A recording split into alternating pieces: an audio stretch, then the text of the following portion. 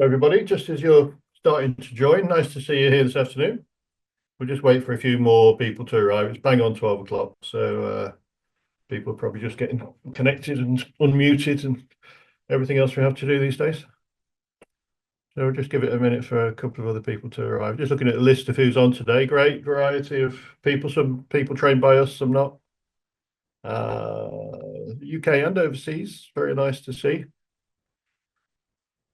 Somebody got the time difference wrong last time we did one of these, and they arrived an hour late, which is very quite a shame. Had I been available, I would have given them their own resolution roundtable, but I was unfortunately busy. Roll. Here we are.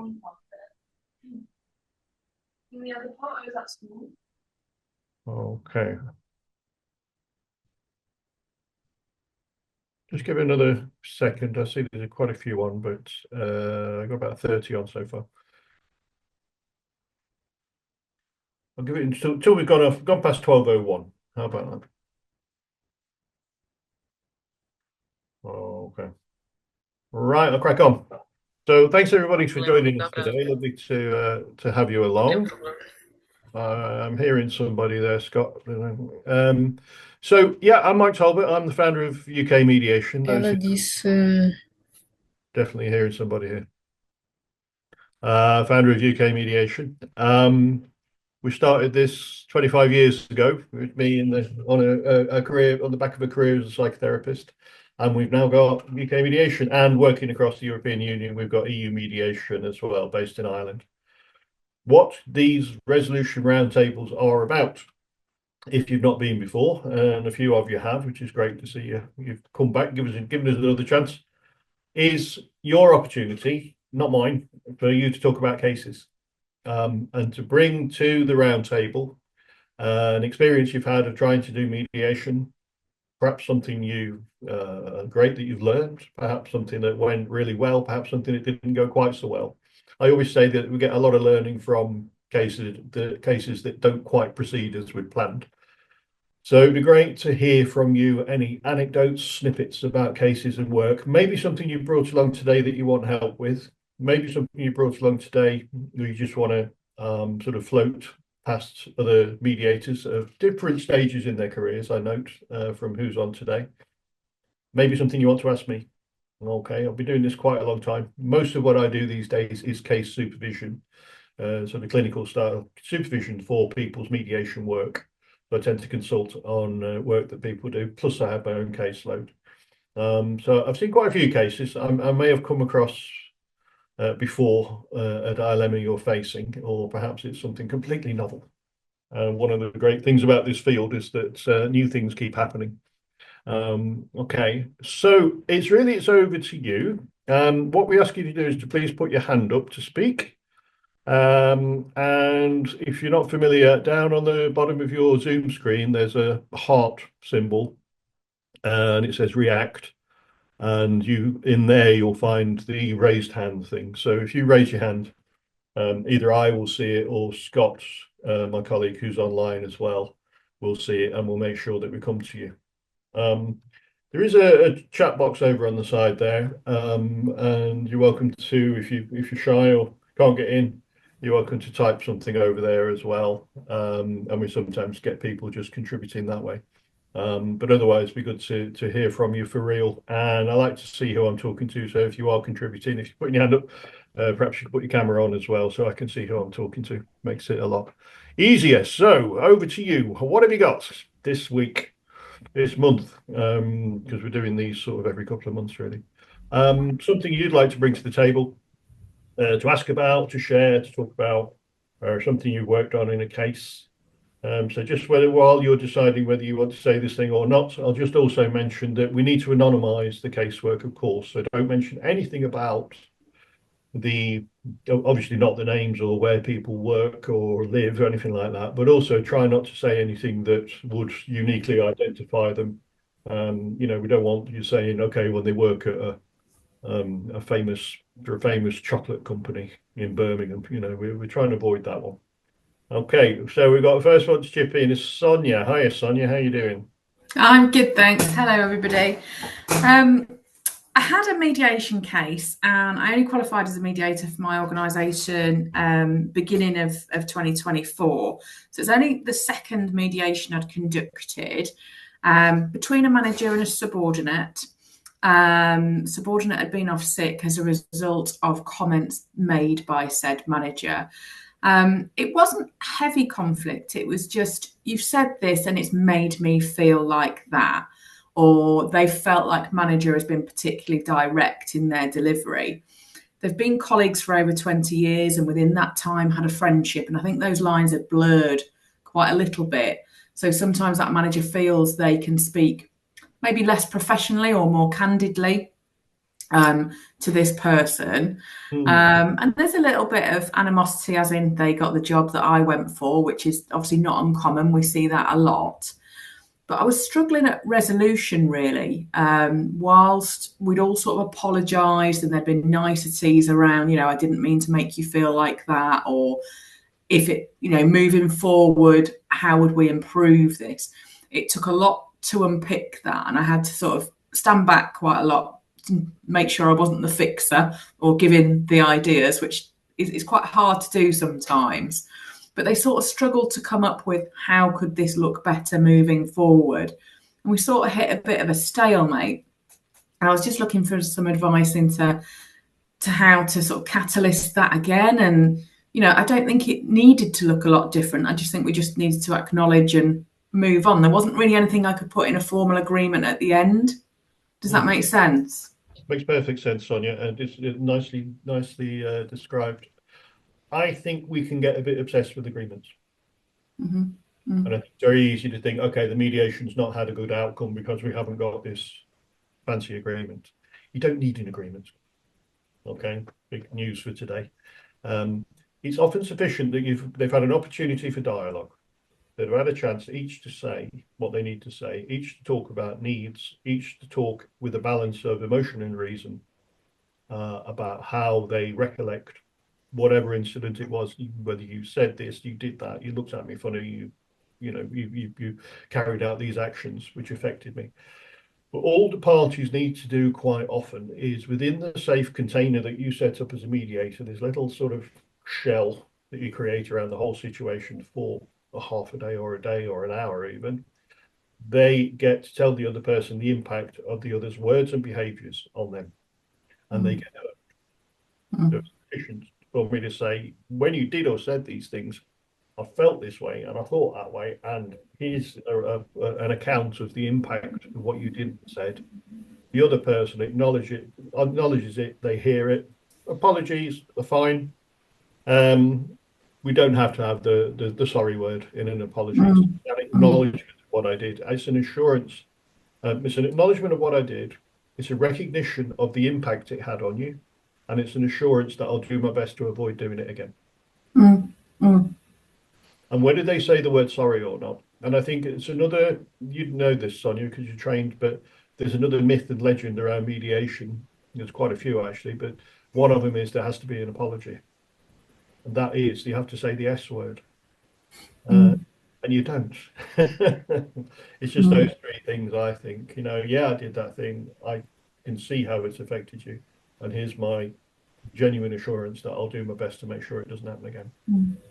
Oh, thank you. I think we had that, but it was just difficult to say, or we could put this in place, or we could change this in our work day or whatever to accommodate. There wasn't really anything Mm, that was malleable that you could put in there. I get you. Yeah, I get you completely. Yeah. Thank you. That's helpful.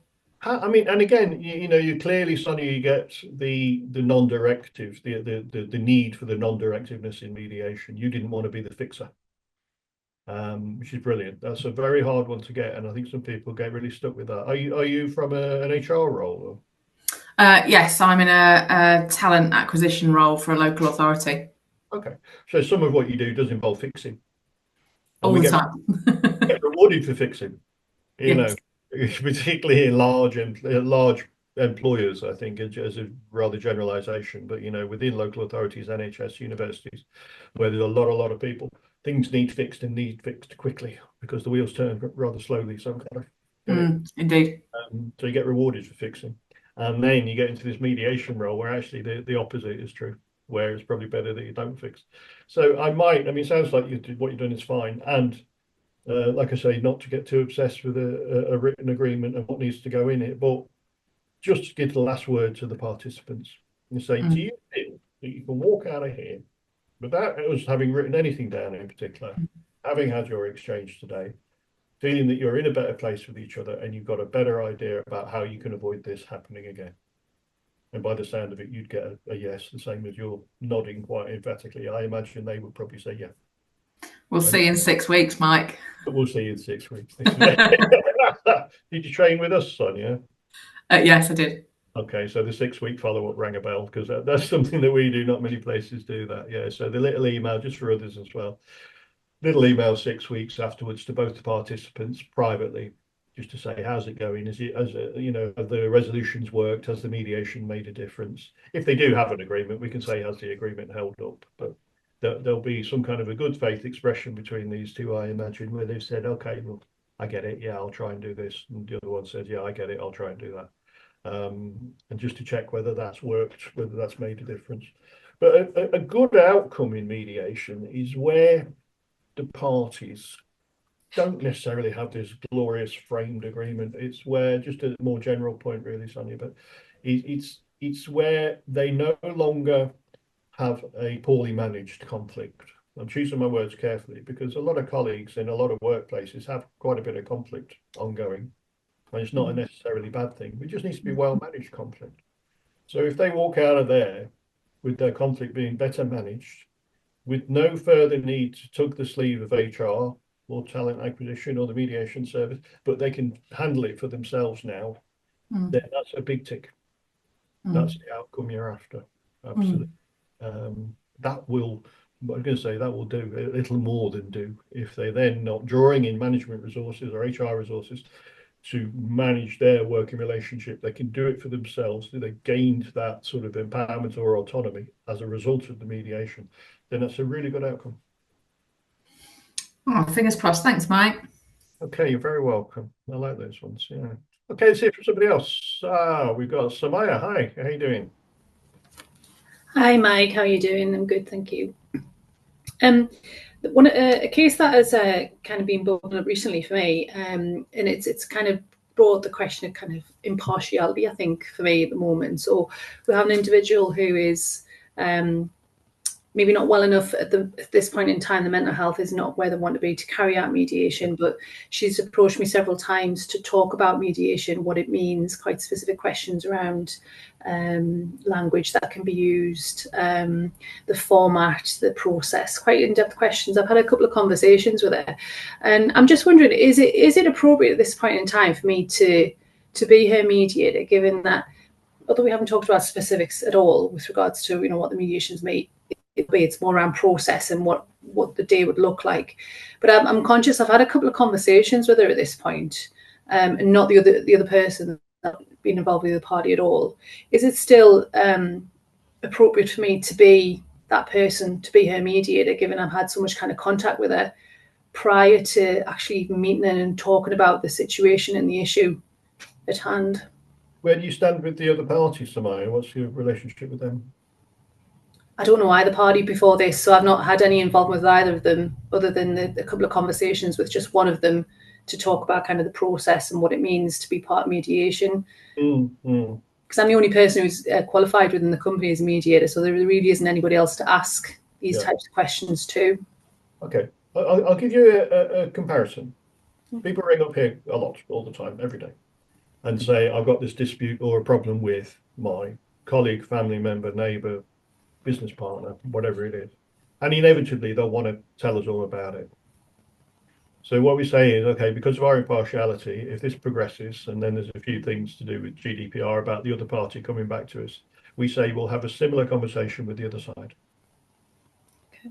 So we make sure you can't undo the conversation you've had with one. And if, like you say, you're the only one around, the only trained mediator around, and there are not that many options, and it would be a shame just to knock it on the head simply because you'd had that chat with the first party. So what you need to do is have a similar chat with the second party. and explicitly say, I'm doing this because of my impartiality. I want to make sure I'm treating you exactly the same, and there's no sense of any bias just because somebody has to be first to speak to you. Is that feasible? Yeah, I guess it creates that balance, doesn't it? That you've had the kind of similar amount of conversations with the other party. Yeah, I understand what you mean. So we do that practically all the time. So a case manager would when the second party comes to us, we would then have a same conversation with them. Inevitably, they're going to be saying, what's the other one said? Which, again, we can model and demonstrate our impartiality and the privacy of the process by saying, we're not telling you. And we're not going to tell them what you're saying either. Yeah.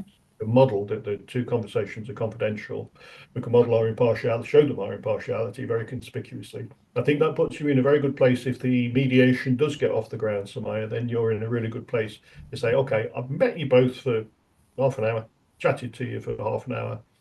You're starting from the same place. Just to let you know, I'm not taking sides here, and and then into the spiel. But that might be a good way to redress that balance, I reckon. Yeah, that's possible. Well, thank you. Appreciate that. Okay, no worries. We've got a little chat from Isatu. I hope that's your first name, Isatu. I work for a large local authority. I found the 6 weeks review to have made a significant difference as part of the mediation process. Thank you, Isatu. You said yes, that is your name. In what way do you want to chip in, Isatu, and let us know a bit more about that? I'd be curious about that. It's something that we you pop your hand up if you do. Yes, I will. Definitely. Okay. Yeah, just looking for my camera. Yeah, I work. I trained with you many years ago, and I work for Tower Hamlet Council. And I've just found the 6 weeks over the years that we've been doing mediation. I'm one of the main mediators here. It's really, really helpful in the sense that when you're looking forward to kind of meet these people you've already mediated with, the parties coming back to see how the relationship has been going, to have a check-in. I call that an LT check-in to see what's the difference. Have they moved on or would they not moved on? And I work in HR, and if there's any grievance that's on the floor, what can we mitigate and what can we help to make sure? So I'm also a qualified restorative practitioner. So where we have a failed mediation, I use the restorative practice kind of model to see how we can move on with what's been happening. So it's been really, really, we have 97% success rate because of using the 6 weeks review. And if it's not working, we straight away have a methodology there to use as well in terms of conflict resolution. Fantastic. Sounds really, really good. Did you say 97% success rate? 97. In fact, one of our biggest directorate, we have zero grievance there because I've been working with my colleagues. I work as an OD person in the council, and I have my colleagues who are business partners. So we work together. If anything happened, we try to mitigate things straight away and quickly. So it's been very useful. And I would definitely recommend UK mediations. For me, they're the best. Just make sure you got that bit, everybody. Yeah, we are recording.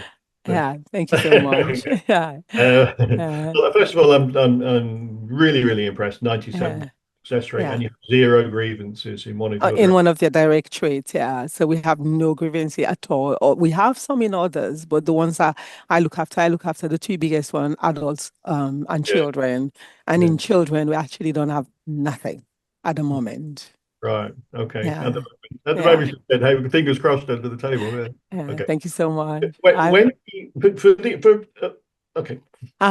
Go on, just thinking, for other people as well who may be less familiar, I am familiar with restorative justice and using it outside, including in the criminal justice system. But for people who may be less familiar with using a restorative approach within an organisation, could you just say a little bit for the benefit of other people here about where you use the RJ approach within the organisation?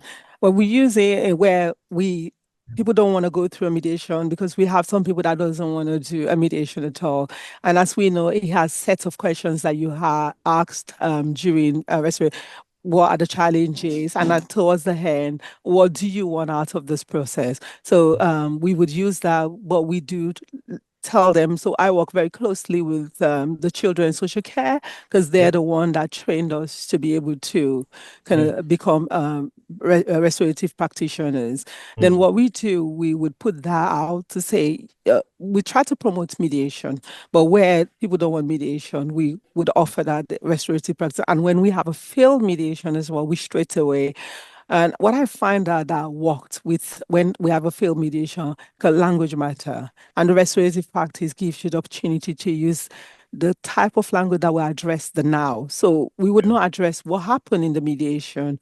We address why did it fail and what are you looking forward to going forward to building the relationship that is broken down. Yeah. Brilliant. I love the music to my ears, Isati. Thank you very, very much. I enjoy hearing Thank you, about Mike. Thank you so much. it. Cheers. Okay, we've got somebody else waiting. Umbogoli Saga is with us here. Hello there. And you're muted at the moment, Umbogoli. There we go. Sorry for that. Okay. Can you hear me now? Yeah, we can hear you. Yeah, on you go. Right. I just wanted to share an experience of a dispute between two parents about custody, access, and visitation rights of young children. These parties are separated right now, and the father denied the wife access to the children, boy and a girl aged 5 and 7. Living separately, the parents are living separately, 350 kilometers apart. And the mother initiated this process, suggested to the husband that they could engage a mediator. And that's how I came in. When I was called in, the father had some resistance, of course, thinking that he was going to be dispossessed of the custody of the children. The main concern is that the father has taken in another lady and likely to marry. The mother is still single. And the only problem is that the father was saying, you don't have enough money, you are living in a small house. How are children going to, to be comfortable having been used to a big house or something like that? So the father traveled to see the mother of the children. And the problem was that the father came with his parents in that mix. And the mother had taken precautions earlier on to move to a bigger house so that actually they could see that she had sufficient space for the children in the event that she was given the rights to have custody. In the process of the mediation, it became evident or apparent to me that the parties were not able to express themselves very clearly and openly in presence of the parents of the man.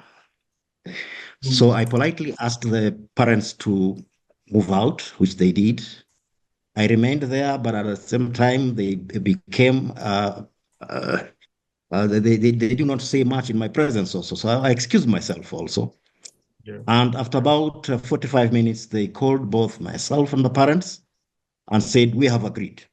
And I had the terms of the agreement, which to me was satisfactory.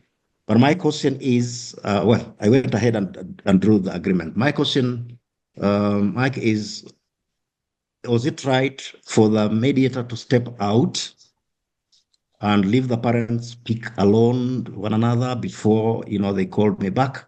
And also, how far should we go to have third parties present in a mediation discussion of such emotional nature?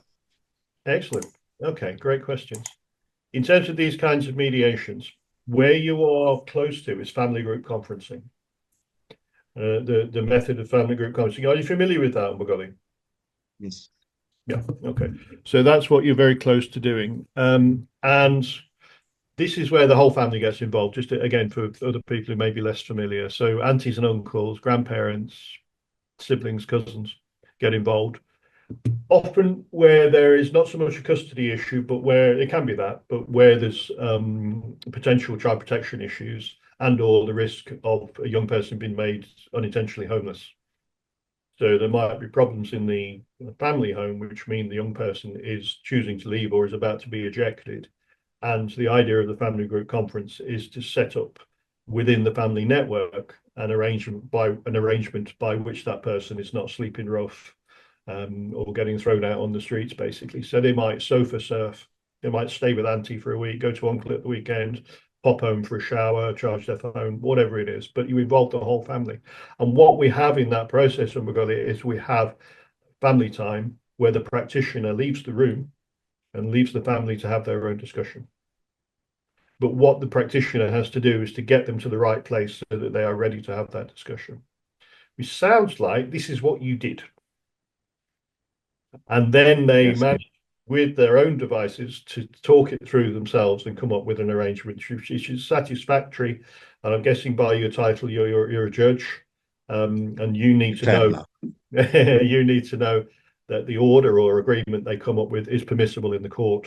It doesn't put anybody at risk. There are two futures there. The child's needs are given primacy. All of the things that you do as a legal practitioner. But in essence, people can bring who they like within reason. If they wanted to bring the local newspaper reporter, no. If they wanted to bring somebody who was very antagonistic and aggressive and just wanted to cause an argument in there, no. And we have the facility with mediation to separate people as well. So whether we do it online or we do it live, we can have breakout rooms online, or we can have physical separate rooms down the corridor if we do it live. So we can split people up. And that sounds like you've done that creatively. You stepping out, them stepping out, etc. And that's a really good idea to do that. Use the flexibility of the process. And in essence, if they bring who they like and you manage it so that there's no risk there to anybody, no risk of physical aggression, obviously, but any high degree of verbal aggression, I wouldn't want too much of that if it's not productive. So you've contained that, you've managed that, people have brought who they like, you then let them have their family time where you step out, they make their agreement, and you're perfectly happy with the agreement, you can sign it off, and they've walked away with what they wanted. Thank you. I think that's two thumbs up to that one. Yeah, really good. Thank you. Right. Thank you. Where are you calling from out of interest, Magali? In Nairobi, Kenya. In Nairobi. Okay. But I was trained by UK Mediation in London last year, June. You came to see us, didn't you, with some of the colleagues from Kenya? That's right. Okay, you're very welcome today. Nice to hear from you. Thank you. Right. Thank you. Sure. Okay, shall we hear from somebody? I'm loving this. Can we do a bit more of this? Let's see another hand. Anything at all you want to throw in here? Let's hear about your cases. We've already touched on restorative justice, family group conferencing. Oh my goodness. So let's have this. One popped up, but also Samaya's hand popped up at the same time. Let's hear from you, Samaya, please. Thank you. Sorry, me again. So I had a recent case, Mike, where we started mediation. Subordinate team leader, subordinate, very emotional with regards to what had happened. Wanted to go ahead with mediation, said all the right things.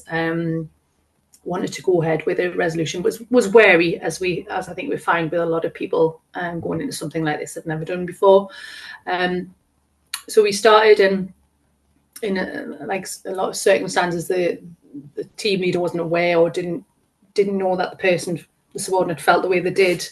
So it was a bit of a kind of a awakening to the way that they felt. Team leader admitted that they could have perhaps done something better, apologised, made all the right noises, and I believe that they wanted to make it. Subordinate would become very upset and angry to the point where we did Jane. I checked to see how she was. And she was bordering at one point of one of the adjournments of just walking out and not continuing. We talked a little bit one-on-one around the progress they'd made, which they had on a couple of points. There'd been some really good agreements on a couple of points and a resolution there. It got to a point where she was really emotional, and I couldn't convince her to come back in. She didn't want to go back in based on the fact that she didn't believe her team leader would. She didn't trust the team leader that he would move forward with the agreements that he'd consented to. And I found it quite frustrating because they'd already made such good progress, but I couldn't convince her or help her understand that actually moving forward would help possibly build that trust. It's not something that can come straight away, and it was a trust issue for her that she kept going back to, that she just didn't feel like he would agree or action the points that they'd agreed, and kept on mentioning that she's going to go to a union rep after this and whatnot. I just, in that circumstances, I was wondering, is there anything more I could have done or any other tact I could have taken? Because short of saying to her, look, this is really working, I really want you back in there, it just didn't seem to make any difference for her. She was just very emotional, even after kind of a break and some time to herself. I couldn't help her anymore. But it sounds like she's, what I would describe it as, she's lost her ground. You know, it's like she's not really sort of firmly planted in the sense of being able to give the team leader a chance to rebuild the trust. I mean, the textbook answer is that we put the agreement in place, you try it out for a couple of weeks so the team leader gets his or her chance to demonstrate their commitment to the agreement, see if that's happened. But by your description, it sounds like the subordinate wouldn't even have been, there wasn't sufficient good faith there that she would believe that the team leader would do that even for a few weeks. You know, in which case you're on a hiding to nothing there, really, aren't you? I mean, do you feel as if the dispute had been left to run on too long before it came into mediation? Possibly. I think it was about 10 months before they got to this point. But that was more because she didn't feel she was ready to come forward. And I don't think it was handled before it came to myself. I don't think it's handled well, as it normally isn't, or raised, or HR were involved in any way. So I think once it came to us, it was, I think I do have a thought around whether she was, perhaps she didn't want to make it work. I think that's the cynic in me, and I think there's perhaps a little bit of that she was coming across, that she was quite surprised perhaps that he was making those admissions and was wanting to make it work. It almost felt like she wanted to make it worse in a way. I think I sort of kind of felt without trying to judge. There's probably more to it than meets the eye, and I'd be curious if she's off straight away, got down the corridor to see a trades union rep. You know, what has been the conversation prior to mediation there in terms of the involvement of the union rep? The only other practical possibility I can think of is to involve the union rep in the mediation. The danger in doing that is that, and quite rightly so, no disrespect to any trades union reps at all, we work very well with a lot of them, is that their role is to advocate for the member. So the danger is they're in there and they're advocating for what can feel like a win, when what we're after is a both gain outcome. So it might be it's been left too long.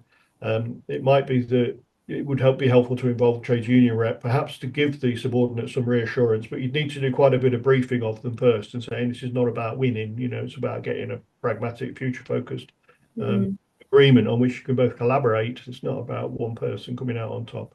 The other possibility is noticing when your urges, your encouragement to somebody starts to feel like you're cajoling them, because at that point they'll start to push back. And we all know that when we're in that, everybody here probably who's done mediations knows that in the heat of the mediation and at 3 o'clock in the afternoon you've done all this work and they're nearly there and you think, go on. I really want you to settle. But where that starts to get felt by the parties as you just pushing them a bit too hard, they'll just push back, knowing when to stop. In which case you might have stopped and said, can I just give you a call tomorrow afternoon and see where you are with it, and see if there's any potential to pick it up again. And in terms of, see if she was willing for a trade union to be part of the mediation, do we have to give consideration to the other party as to whether, if they're happy with that trade union being in there, it would be okay in that sense? It would, but we're getting slightly off piste with having representatives present, because we try not to do that. But if I would say that this is one of the rare occasions where if the individual doesn't feel sufficiently grounded and sufficiently able to bring a balance of emotion and reason to the table, if there's any doubt about their good faith and if there's any doubt about what might be going on other agendas, I would in this case perhaps suggest it. But you've got to give the other person exactly the same privilege. So I would say to the other person, do you want to have somebody present with you, because she's going to bring a union rep? Okay. and make sure that you're balancing it that way. But definitely the team leader, you would need their consent to have this other party there, because otherwise they're going to feel ganged up on. Yeah. And you'd lose their commitment as well in that case. Yeah. And if it was a no from the other party, then the trade union rep wouldn't be part of the conversations. Okay. Absolutely. No, it's got to be voluntary, and they've got to buy into it. Yeah. Okay. Thank you. That's really useful. I can see George and Sheila up in the corner there, but just before I do, George and Sheila, let's just check on a couple of comments here. We've got one from Abiola, who's commenting on Isatu's work, where Abiola is saying there's no such thing as a failed mediation. The fact that you got them to sit together and sign an agreement is a huge step. Fantastic. I say this, says Abiola, as I see ADR as multiple doors to resolution. You tried something, it wasn't quite productive, so you tried another method. Very, very good. Me too. I think we've got a very flexible process in mediation, and certainly the model we teach. And we've got one from Alex here who says, I have a question regarding accessibility for deaf participants. One of the attendees is deaf, uses PSL. Has anyone experienced conducting a Zoom session with a deaf participant? Yeah, me. Are there any built-in tools that could assist with this? There are. Does anyone have any recommendations for sourcing a BSL interpreter who can work via Zoom for a 4-hour session? Okay, good. I can't remember, they changed their name, but there is a national organisation that you can find a BSL interpreter, and I imagine these days they've probably got a box ticked that says that they would be happy to do Zoom. You would need, my experience in using BSL, sign language interpreters, both on training courses and with a team mediation once, and with one-on-one mediations as well, is that you need several BSL sign language interpreters. I'm no expert, but I do know, looking at them, it must be exhausting. And you find they like to do shifts. They'll swap, do 3/4 an hour each or half an hour each, and then swap over, because it's just too much processing effort, particularly where there's new vocabulary or they don't know the individuals. So yeah, do it. It's fantastic. It does work. There's no problem at all. And you might need to, you probably need more than one interpreter, and we need to think about positioning in the room and all that kind of stuff. But it absolutely works, Alex, and I would strongly encourage it. Yeah, for sure. Let's go to George and Sheila. Hello, Mike. Hi. Hello there. Full disclosure, I know George very, very well. George is one of our esteemed mediators, and Sheila, I understand you're a mediator as well, aren't you, Sheila? Yes, I am. Yeah. Right. So here we are. Two to the price of one. Let's. What you got? Oh, Talk about it. So I will. It's about boundaries, I suppose, and it's something that has occurred where I work as an independent. So I mean, Mike contacts me sometimes, and other companies contact me, and let's call this company ABC. ABC contacted me and said, would you do a mediation? I said, yes, I'd be happy to. And what the date, dates all worked out and so on. And I noticed there's 3 dates involved. So I thought, okay, thought nothing more of it. I thought they were going to pick one of those days. And then what they did was they said, no, it's going to be stuff for over 3 days. Okay. So they've sat down with HR in this particular university and HR and ABC have together decided that it's going to be a facilitation. It's going to involve 12 people sequentially. So what happened was I met with, on site, 12 separate individuals. The 11 had the problem with a layer of management. It's about 2 layers above them. So it's quite senior person. And these people, the 11 are pretty senior anyway. And they were, they told me, it's like going into 12 different phone booths. They told me that the problem with her is X, Y, and Z. So then I write, so I'm expected to facilitate, as in, you're not going to bring them all into the room. You're going to write a report. And that report will then be sent to ABC, who in turn will send it to the university. And what they do with it is out of my hands. So I'm part of a process. I've not done anything like this before. It's unusual how these things, you get a relationship and things happen. Oh, you can do this, can't you? So it's the question about holding a boundary. I put a lot of effort into 3 days of work. I then put another day of effort into writing a report. I then send that to the ABC, and I hear nothing from them, absolutely nothing. And I'm very tempted to start sort of rattling and saying, come on, there's no acknowledgement from, what is there here? I've not received anything back from you. So I've managed to resist the urge, but I'm just aware of the fact that there's a part of me that wants to know what happened, but I'm having to hold back. I'm part of a process, and that's really something I want to flag up. My blunt answer is it's not mediation. Yeah. Be clear when we're doing mediation and when we're not. And I think, George, I know your abilities and proficiencies. You're a very, very competent, very experienced mediator, and also very willing to try and help out. So these guys have got you roped in, and then they're asking you to do something that's not mediation. So I am being a bit blunt, but don't know way is that mediation. No. And I think there are, as we know, a lot of myths and legends about mediation. And one of the bigger ones, I think, is that what we are is like soft arbitrators, that we hear all the accounts and then we make a judgment and we give a resolution or write a report and say, here's our recommendations. That's a hard one to get away from. And people, when they use that language, when they contact us here and say, I've read your report, we cut them short and say, we don't write reports. It ain't no report, because a report is something else. A report implies an investigative process, an evidential process, comparison of witness accounts, looking for corroboration, etc., etc. And we don't do any of that. So you've got reeled in a little bit there by the sound of it, where you've done the preparatory work for mediation, and then they're saying, right, do this other thing, which is not mediation. I would push back very hard on that. Yeah. And I know you'd be clear up front, George, about what you were offering. So I stick to your guns, but I know you would put down boundaries to start with. So it's time to enforce those boundaries. Nothing attributable. That was one of the things I negotiated on. I wasn't going to say who said what.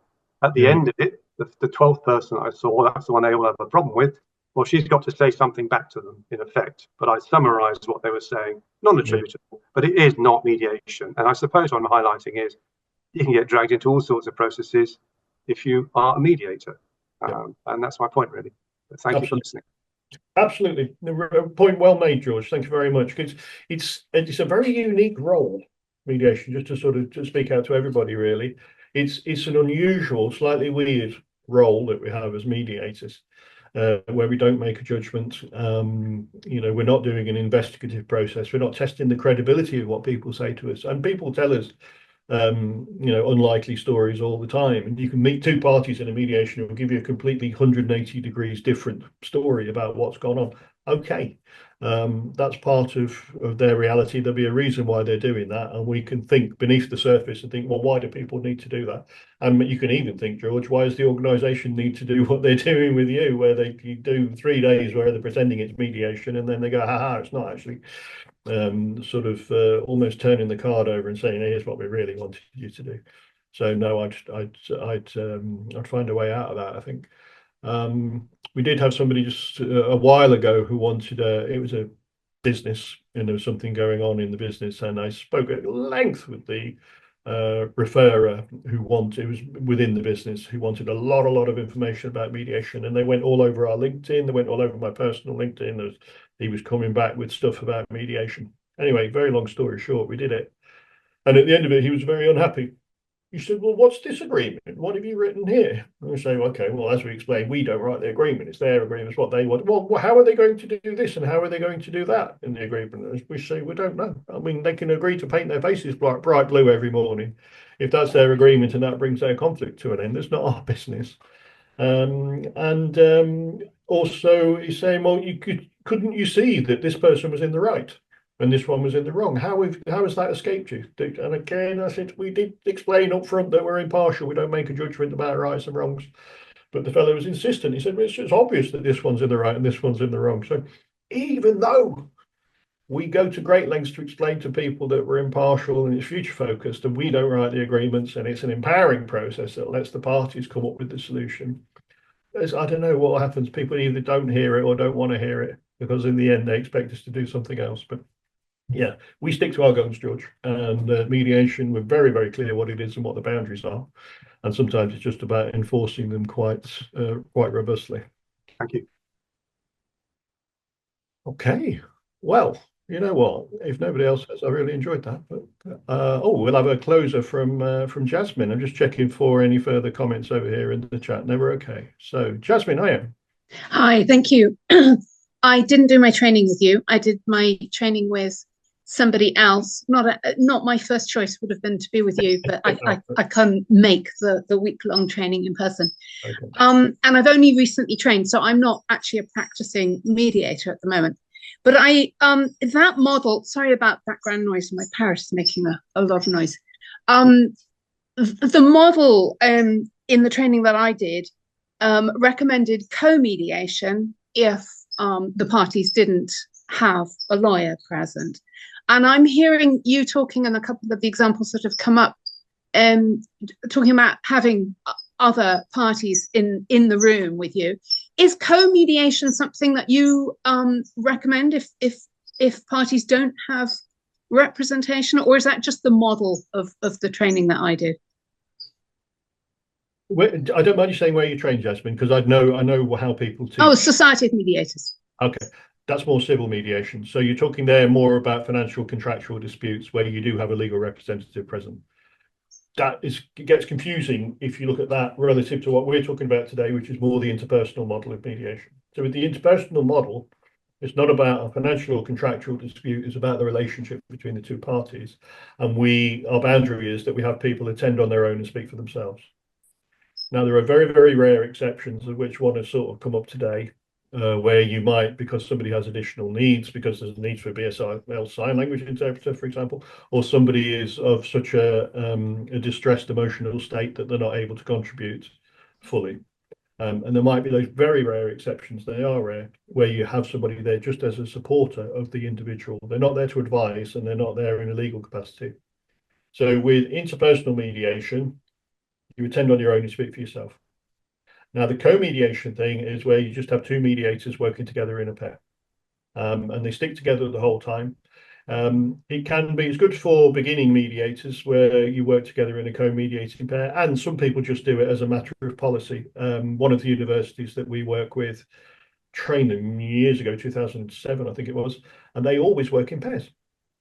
Just for support, for ongoing development, for feedback, and so on. And it's quite good when you're addressing also issues of difference. So if there are allegations down gender lines with the participants, if you have a male and female mediator, it just feels like there's somebody there for everybody.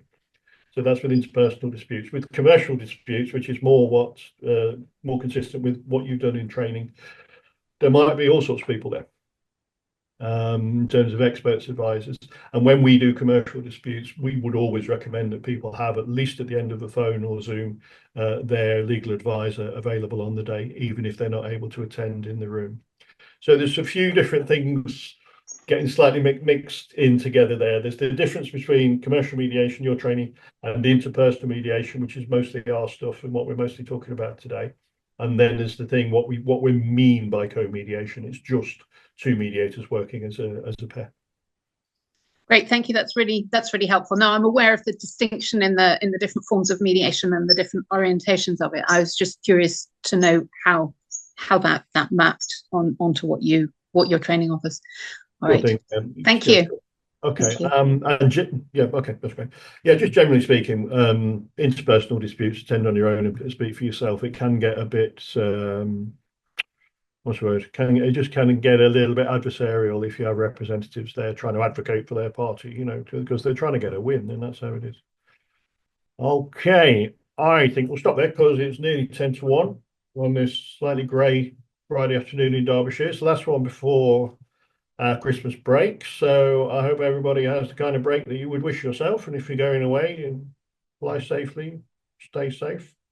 We'll see you all next year. There's a list of forthcoming webinars, which Scott will pop a link into the chat box, and you can see what's coming up. And in particular, just one I'll mention, we just made the arrangements we started conversations with the mediator, part of our 25-year celebrations, and it's got very, very popular, really caught on, as this has as well, actually.